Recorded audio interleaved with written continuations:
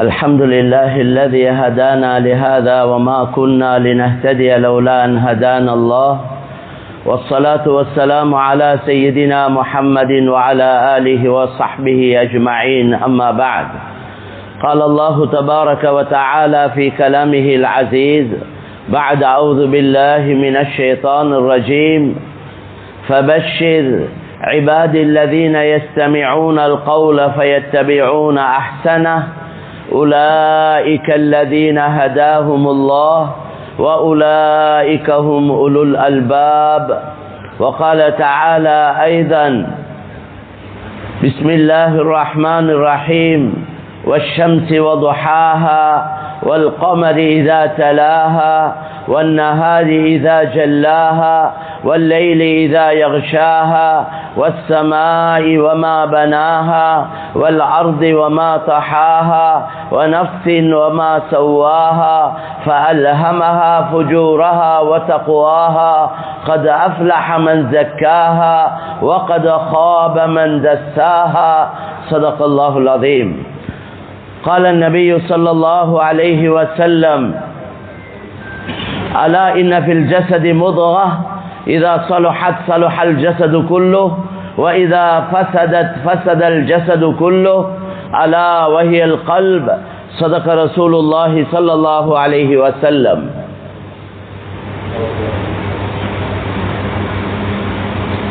கண்ணியத்துக்கும் மதிப்புக்கும் உரிய சங்கையான சகோதரர்களே, அல்லாஹ்வின் நல்லடியார்களே, தாய்மார்களே, சகோதரிகளே, அல்லாஹ் சுப்ஹானஹு வ தஆலாவுக்கே எல்லா புகழும் பாராட்டுகளும்.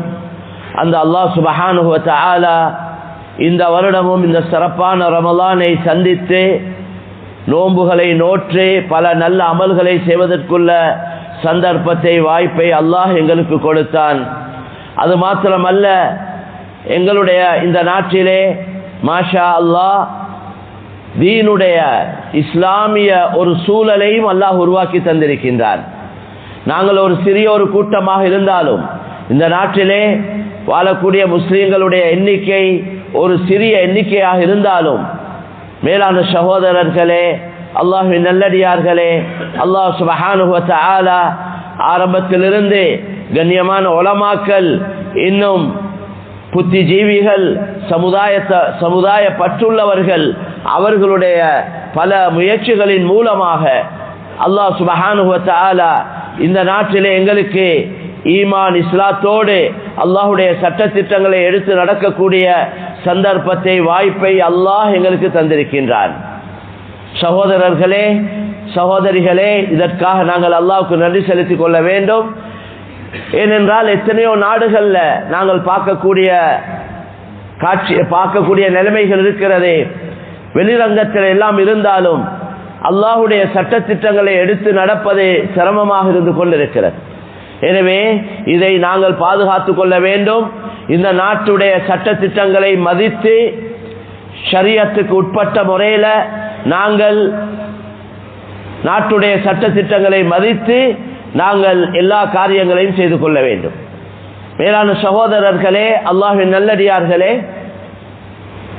அல்லாஹ் சுப்ஹானஹு வ தஆலா இந்த நோன்பை கொண்டு என்ன எதிர்பார்க்கின்றான்? நாங்கள் வெறுமனே பசியில் இருக்கிறதையோ தாகத்தில் இருக்கிறதையோ அல்லது இரவெல்லாம் விழிச்சிருக்கிறத மாத்திரம் வெளிரங்கத்தை அல்லாஹ் எதிர்பார்க்க இல்லை.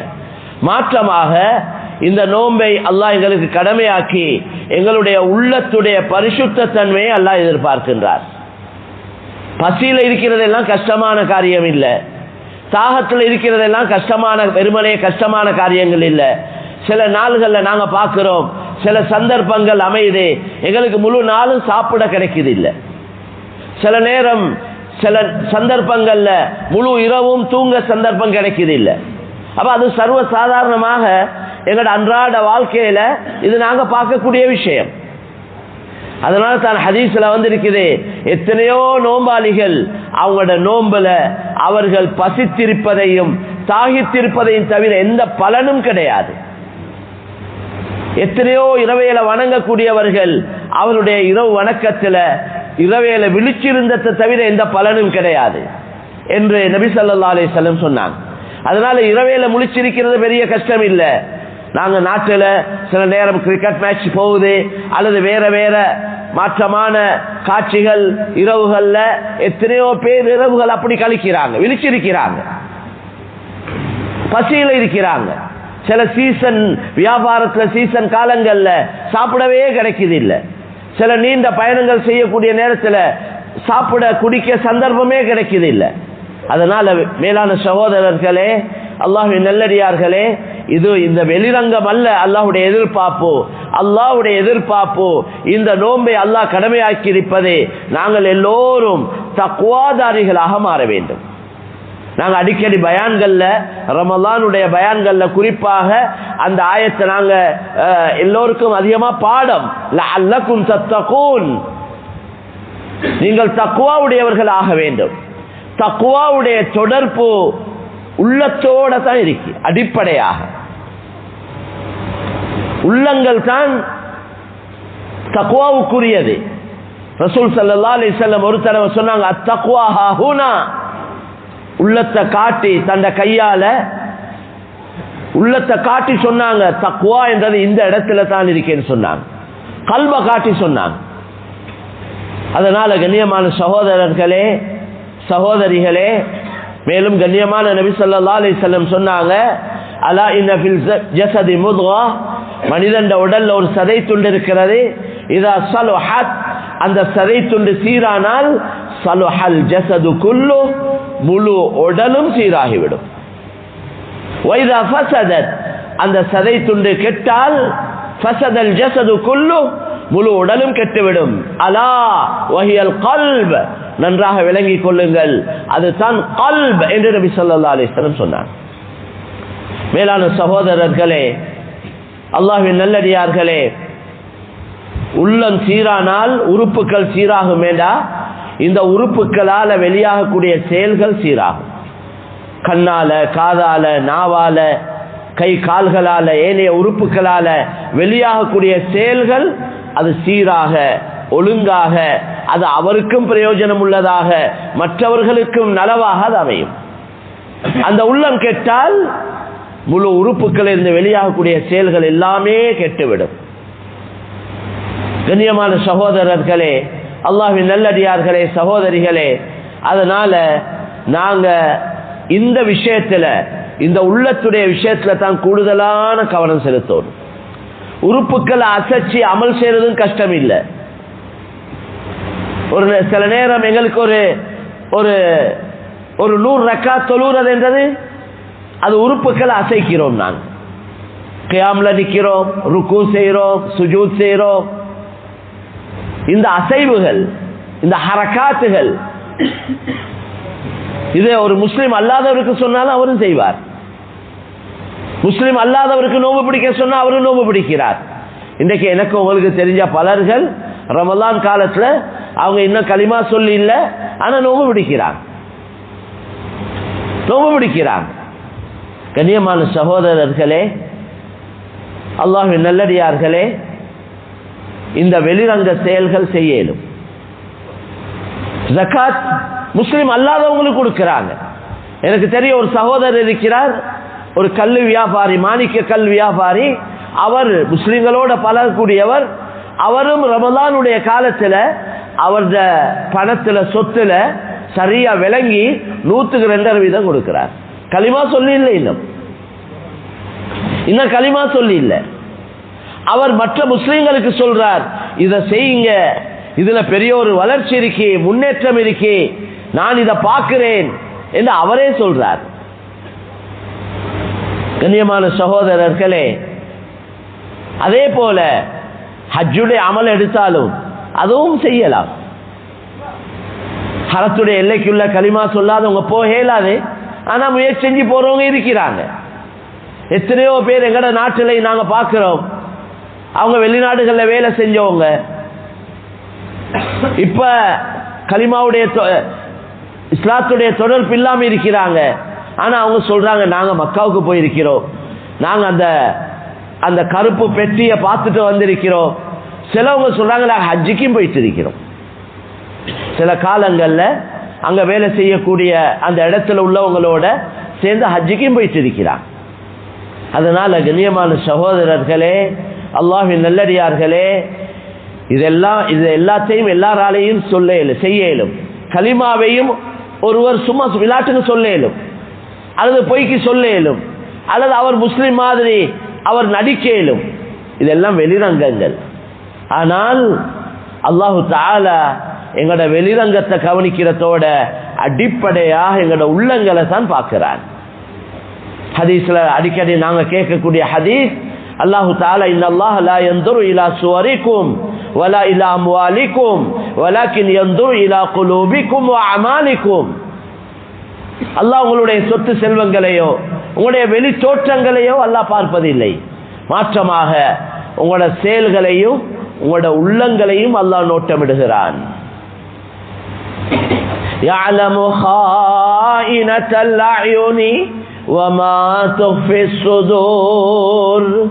உங்களோட கண்களுடைய மோசடிகளையும் உள்ளங்கள் மறைத்து வைத்திருக்கக்கூடியவைகளையும் அல்லாஹ் அறியக்கூடியவனாயிருக்கிறான். மக்களால பார்க்கலும் எங்களோட வெளிரங்கத்தை மட்டும்தான், எங்களோட வெளிரங்க செயல்களை மாத்திரம்தான் மக்களால பார்க்கலும்.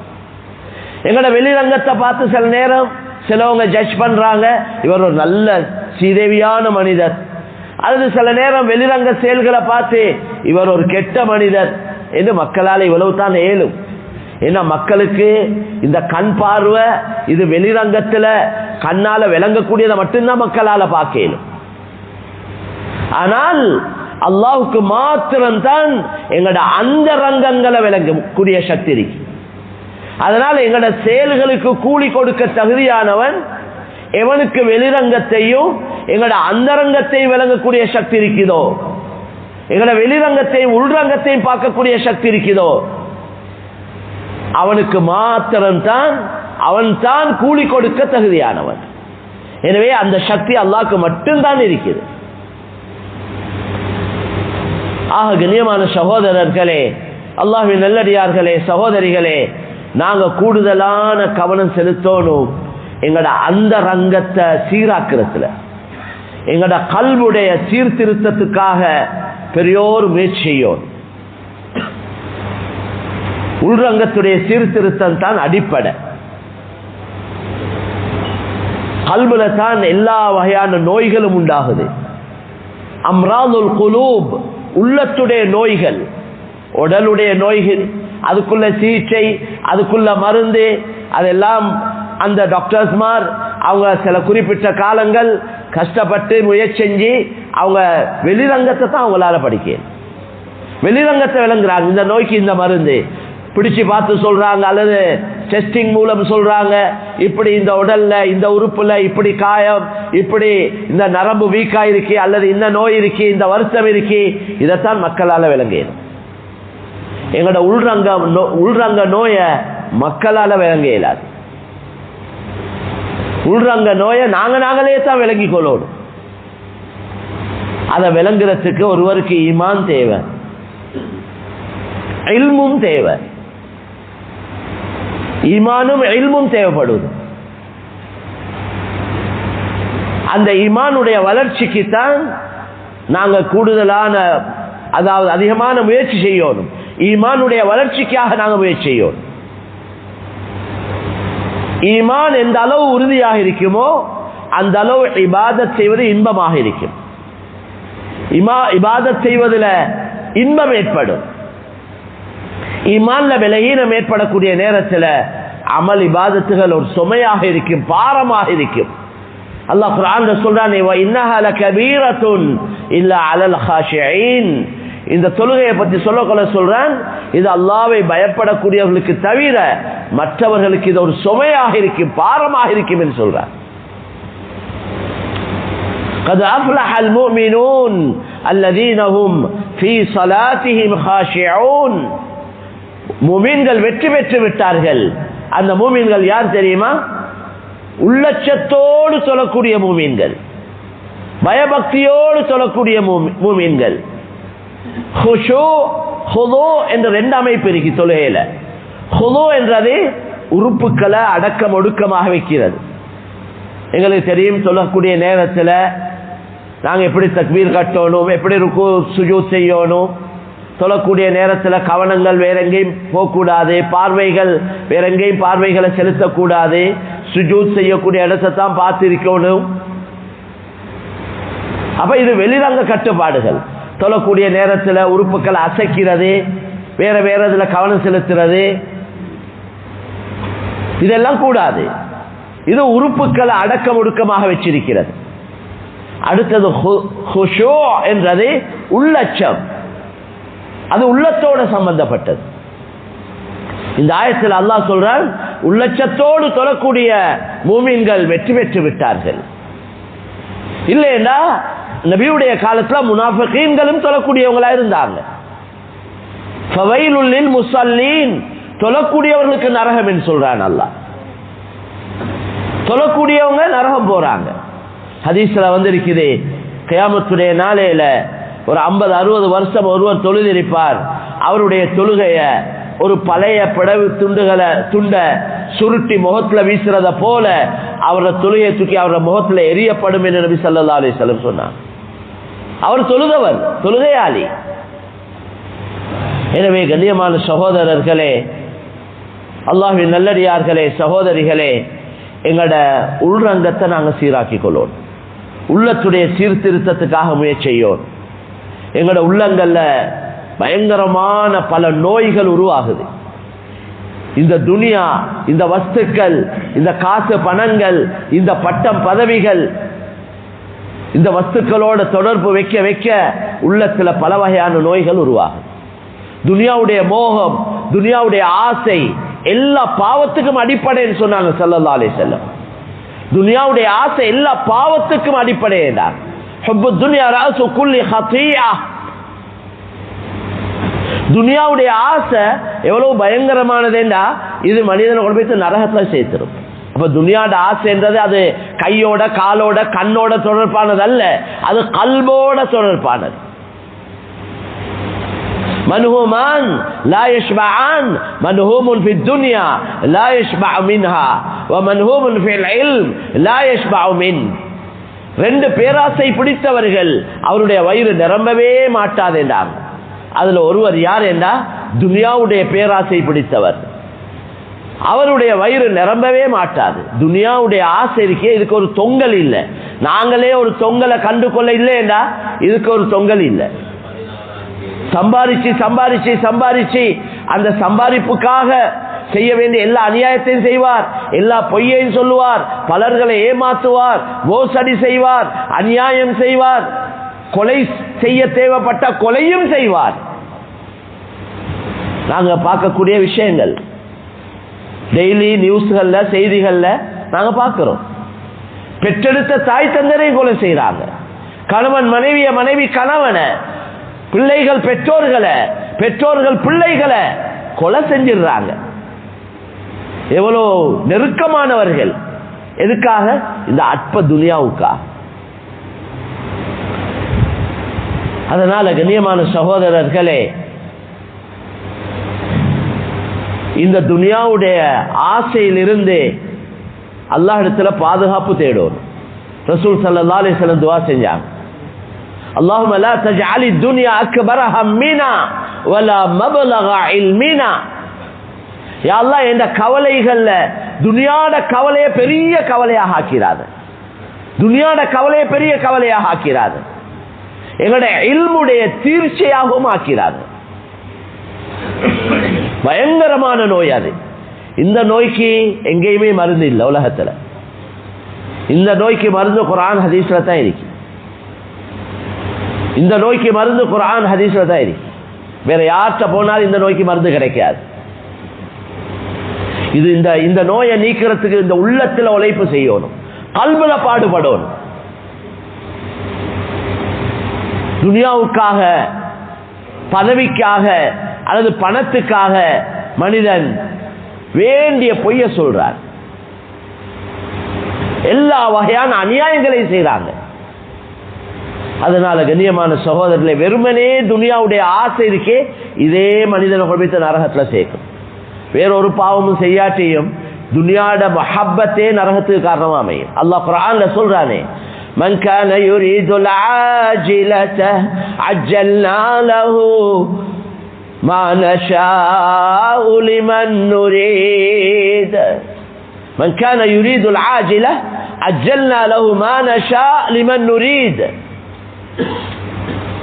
ثم جعلنا له جهنم يصلاها مذموما مدحورا من كان يريد العاجلة யார் உலகத்தை நோக்கமாக்கிக் கொள்வார்களோ, உலகத்தை உள்ளத்தால நாடுவார்களோ, அவர்களுக்கு அப்படி துனியாவை நாடக்கூடியவர்கள், துனியாவை நோக்கமாக ஆக்கிக் கொள்ளக்கூடியவர்களில் நாம் யாருக்கு நாடுகிறோமோ, எவ்வளவு நாடுகிறோமோ அவர்களுக்கு அவ்வளவு கொடுத்து ثم جعلنا له جهنم நாங்கள் அதுக்கு பின்னால் அவங்களுக்கு நரகத்தை தான் கொடுப்போம் என்றார்.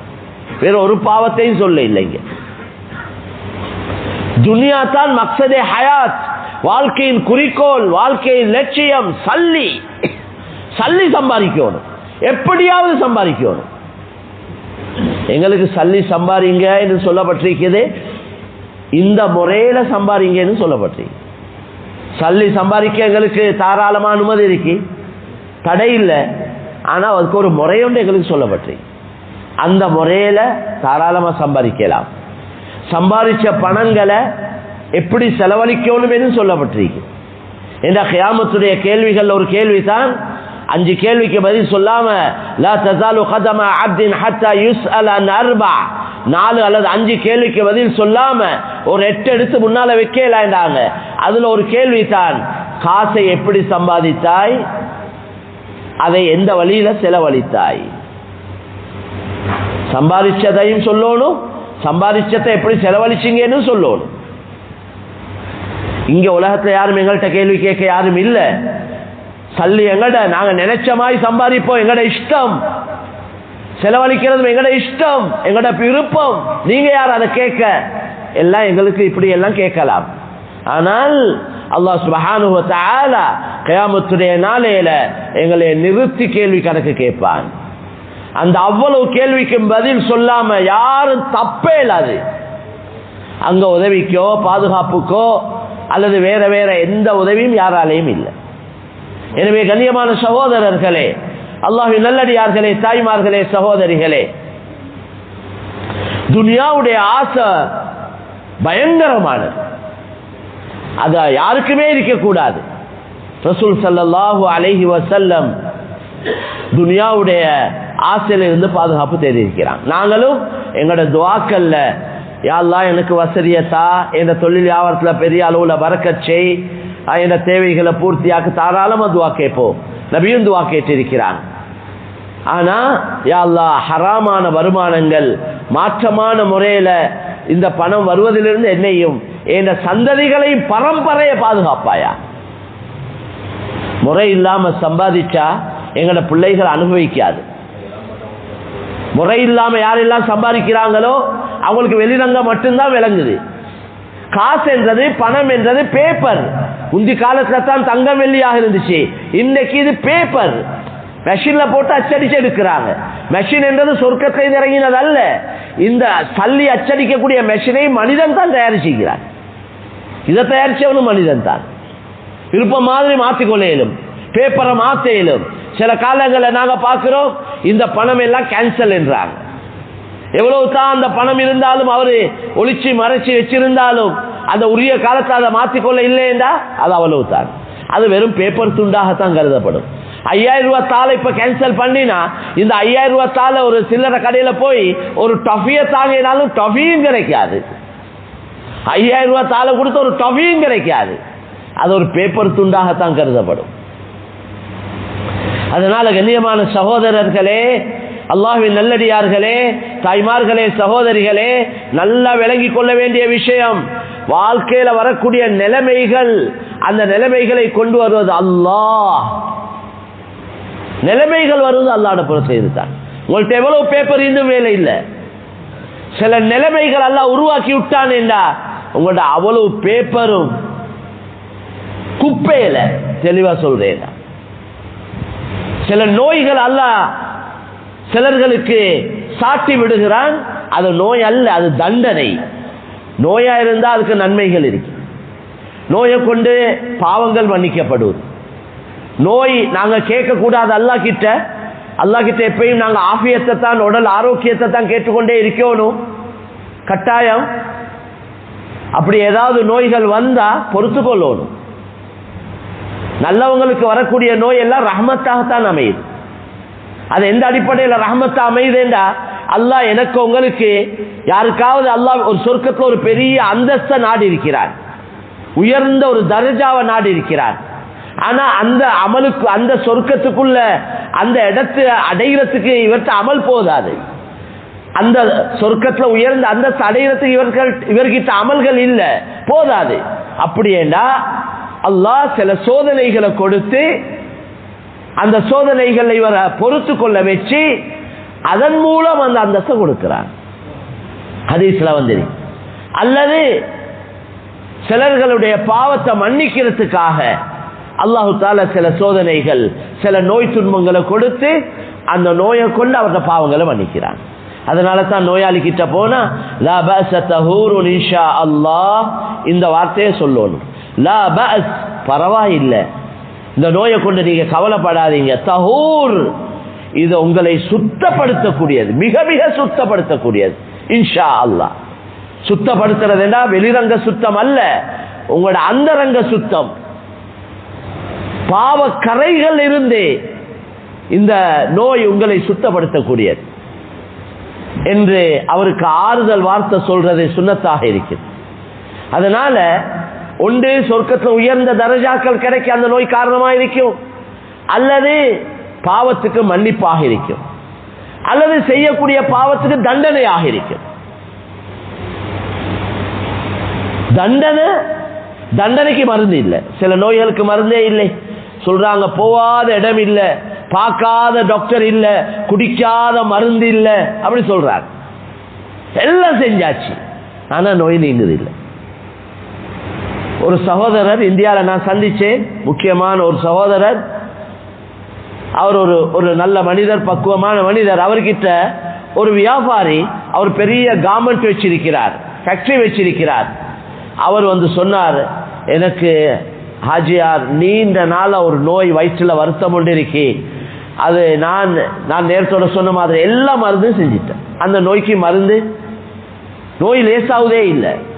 இவரோட நீண்ட நேரம் பேசினதுக்கு பின்னால அந்த சகோதரர் சொன்னார், ஒரு விஷயத்த சொன்னார், நீங்க உங்ககிட்ட வேலை செய்யக்கூடிய தொழிலாளிகளுக்கு சம்பளத்தை உரிய நேரத்தில் உரிய சம்பளத்தை கொடுக்குறீங்களா, அப்படி ஒரு கேள்வி கேட்டார். நீங்க வேலைக்கு நிறைய பேர் ஃபேக்டரி கார்மெண்ட்ல நிறைய பேர் உங்கள்கிட்ட வேலை செய்யறாங்க, அவங்களுக்கு சம்பளத்தை உரிய நேரத்தில் கொடுக்குறீங்களா, உரிய சம்பளத்தை கொடுக்குறீங்க. அவர் கொஞ்சம் நேரம் யோசிச்சுட்டு சொன்னாராம், அதுல என்ன கொஞ்சம் முன்பின் இருக்கேன்னு சொன்னார். இந்த சகோதரர் சொன்னார், நீங்க அதை இன்ஷா அல்லாஹ் அதை சீராக்கிக்கோங்க, அல்லாஹ் உங்களோட இந்த நோயை லேசாக்குவார். கொஞ்ச நாளைக்கு பின்னால் அந்த சகோதரர் இவர்கிட்டே சொன்னதாக இவரே சொன்னார் எனக்கிட்ட. அவர் சொன்னார், ஹஜ்ஜார் இப்ப எனக்கு அந்த நோய் எங்க போச்சுன்னு தெரியாது. கண்ணியமான சகோதரர்களே, அல்லாஹ்வின் நல்லடியார்களே, சகோதரிகளே, நாங்கள் நோய் என்று டாக்டர் கிட்ட தான் போயிட்டு கொண்டிருக்கிறோம். நோய்களுக்கு நிறைய மருந்துகள் இருக்கு, வெறும் இந்த மருந்து மட்டுமல்ல. இன்னொரு சகோதரர் பயணம் செஞ்சு கொண்டிருக்கிறார். அவர் ஒரு முஸ்லிம் அல்லாத சகோதரர், பக்கத்தில் ஒரு ஆலிம் அவருக்கு பக்கத்தில் இருக்கிறார். அவர் சொல்றார், இந்த பேர்கிட்ட இந்த வயிறு எப்பயுமே எரிஞ்சு கொண்டே இருக்குது. நாங்க சொல்றோமே, பவுரு இந்த நேரம் பற்றி கொண்டிருக்கிற மாதிரி இருக்குது, எரிஞ்சு கொண்டிருக்கிற மாதிரி இருக்கு. அதுக்கு அந்த சகோதரர் சொன்னார், அவரோட கொஞ்சம் கதைச்சிட்டு, நீங்க அனாதைகளோட சொத்துக்களை சாப்பிட்டு இருக்கிறீங்களா? ஏனென்றா குர்ஆன்ல அல்லாஹ் சொல்றான், இன்னல்லதீன யாகுலூன அம்வாலல் யதாமா ظுல்மன் இன்னமா யாகுலூன ஃபீ புதூனிஹிம் நாரா வஸயஸ்லௌன ஸஈரா. யார் அனாதைகளுடைய சொத்துக்களை அநியாயமாக சாப்பிடுறாங்களோ, அனாதைகளோட சொத்துக்களை அநியாயமாக சாப்பிடுறாங்களோ, இன்னமா யாகுலூன ஃபீ புதூனிஹிம் நாரா, அவங்க வயிற்றுல அவங்க சாப்பிடுவதெல்லாம் நெருப்பைத்தான் சாப்பிட்டு கொண்டிருக்கிறார்கள். அனாதைகளோட சொத்துக்களை அநியாயமா சாப்பிடுறவங்க நெருப்ப சாப்பிடுறாங்க. சாப்பாடு அல்ல, அது நெருப்பு. அதோட வஸயஸ்லௌன ஸஈரா, அவங்க நரகத்துக்கு தான் போவாங்க. குர்ஆன்ல இப்படி சொல்லப்பட்டிருக்குது. அதனால நீங்க கொஞ்சம் யோசிச்சு பாருங்க. அவர் ஏற்றுக்கொண்டார், நான் அப்படி செஞ்சிருக்கிறேன். அதனால கண்ணியமான சொல்ல எல்லா நோய்க்கும் மருந்து குர்ஆன் ஹதீஸ்ல சொல்லப்பட்டிருக்கு. வெளிரங்க நோய்க்கு மருந்து இருக்கு, உள்ரங்க நோய்க்கு மருந்து இருக்கு. அதனால சகோதரர்களே, நாங்க இந்த புனிதமான ரமலானுடைய மாதத்துல எங்களோட வெளி உறுப்புகள் வெளி கட்டுப்பாடுகளோட நாங்க எங்களோட உள்ரங்கத்தை சீராக்கிறதுக்கு கட்டாயம் முயற்சியும். நபி கேட்ட துஆ, அல்லாஹும்ம ஆதி அன்ஃபுஸனா தக்வாஹா வ ஸக்கிஹா அன்த கைரு மன் ஸக்காஹா அன்த வலியுஹா வ மௌலாஹா. யா அல்லாஹ், இந்த உள்ளத்தை பரிசுத்தப்படுத்துவாயா. இந்த உள்ளத்துக்கு சொந்தக்காரன் நீதான். உள்ளத்தை பரிசுத்தப்படுத்தக்கூடிய சக்தி உனக்கு மட்டும்தான் இருக்கு. நீதான் இந்த உள்ளத்துக்கு சொந்தக்காரன். அந்த வலியுஹா வ மௌலாஹா, இந்த உள்ளத்தை பரிபாலிக்கக்கூடியவன் நீதான். அதனால இந்த துஆக்களை நாங்க பாடமாக்கி நாங்களும் எங்களோட அன்றாட துஆக்கள் கபூல் செய்யப்படக்கூடிய மாதம். நோம்பு திறக்கிறதுக்கு முன்னால துஆ கபூல் செய்யப்படுவது எடு புடி எடு கட்லட்டை எடு கஞ்ச என்றத்துல ஈடுபடாம எல்லா ஏற்பாட்டையும் நேரத்தோட செஞ்சு கொண்டு வீட்டிலேயா இருந்தா மனைவி மக்களோடு இருந்து கொஞ்சம் துஆல இஸ்திக்ஃபார்ல ஈடுபடுவோம். மனைவி மக்களோடு இருந்து துஆ இஸ்திக்ஃபார்ல ஈடுபடுவோம். அல்லாஹ் நிச்சயமாக இந்த ரமலானுடைய மாதத்துல எங்களோட துஆக்களை கபூல் செய்றான். பொறாம பயங்கரமான நோய். பொறாம எல்லா நன்மையும் இந்த வெளிரங்கத்துல நாங்க ஓடி ஆடி உறுப்புகளை அசைச்சி செய்யக்கூடிய எல்லா நன்மையும் மண்ணாக்கி போடும். இந்த ஹதீஸ்ல வந்து அல் ஹஸத் யகுலு நாஸ், அல் ஹஸத் யகுலு ரசூல் ஸல்லல்லாஹு அலைஹி வஸல்லம் சொன்னாங்க, பொறாமை யகுலுல் ஹஸனாத் கமா தஅகுலுன் நாரு அல் ஹதப். பொறாமை எல்லா நன்மையையும் சாப்பிட்டு விடும். எப்படி நெருப்பு விறகை சாப்பிடுமோ அதே போல பொறாமை எல்லா நன்மையும் சாப்பிட்டு விடும் என்று நபி ஸல்லல்லாஹு அலைஹி வஸல்லம் சொன்னாங்க. இந்த நோயும் உள்ளத்தோட சம்பந்தப்பட்ட நோய். பொறாமையால தான் சூனியம் செய்யறாங்க, பொறாமையால தான் மக்களை எதிர்க்கிறாங்க, பொறாமையால தான் நிறைய அநியாயங்கள் மாற்றமான செயல்கள் மக்களை நோவிக்கிறது, கஷ்டம் கொடுக்கிறது எல்லாமே. இதனுடைய அடிப்படைய ரூட்டை போயிட்டு பார்த்தோமேண்டா அது பொறாமையா தான் இருக்கு. பொறாமையுடைய விஷயத்துல அல்லாஹ் சொல்றான், நான் தான் கொடுக்கிறேன். அஹும் யக்ஸிமூன ரஹ்மத ரப்பிக, நீங்களா பங்கு வைக்கிறீங்க என்று கேட்கிறான். நஹ்னு கஸம்னா பைனஹும் மஈஷதஹும், மக்களோட பங்கு வாழ்க்கையில பங்கு போடுறது நான் தான், மக்களோட வாழ்க்கையை பங்கு வைக்கிறது நான், நீங்க பொறாமைப்படுறீங்க என்று கேட்கிறான். எனவே கண்ணியமான சகோதரர்களே, அல்லாஹ்வின் நல்லடியார்களே, சகோதரிகளே, இந்த புனிதமான ரமலானுடைய மாதத்துல எங்கட வெளிரங்க அமல்கள்ல கவனம் செலுத்துறதோட எங்கட அந்தரங்கம் எங்கட உள்ரங்கத்தையும் சீராக்கி கொள்ள நாங்க முயற்சி செய்வோம்.